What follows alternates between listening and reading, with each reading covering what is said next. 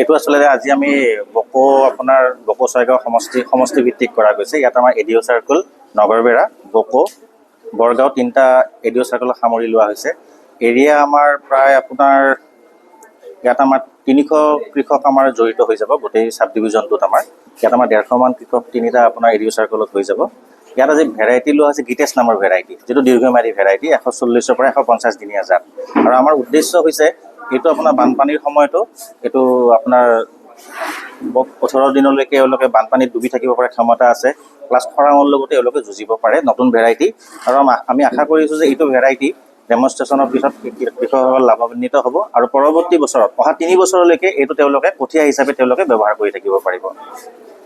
ইয়াৰ পৰৱৰ্তী সময়ত আমি ইতিমধ্যে ক'ত ক'লে যে মাটিৰ যি তাৰতম্য আছে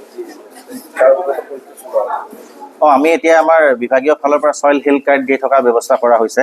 গতিকে আমি প্ৰতিখন গাঁৱৰে আমি ইয়াত এটা NGO এটা অন্তৰ্ভুক্ত কৰা হৈছে। আমি বিভাগীয় ফালৰ পৰা প্ৰতিখন গাঁৱকে সামৰি যিমান পাৰোঁ কৃষকক আমি ছইল হেল্থ কাৰ্ড দিয়াৰ ব্যৱস্থা আমি কৰিম।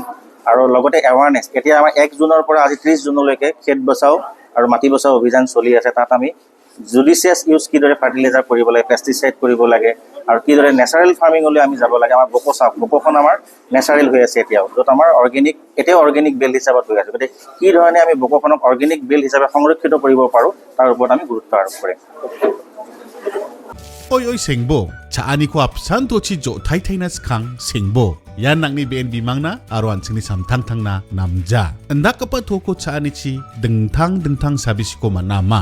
Yanda kapa thorang ko basa ko ba di jakal na paltaya, soe gala aru nala rango pake gala. Diba daude ruko ya repurpose use cooking oil ni skimo ya toko biodiesel thari nagta jakal gen. Unigaman sengbo antang ni BNB mang aru nang ni samtang tang ko name rakibo.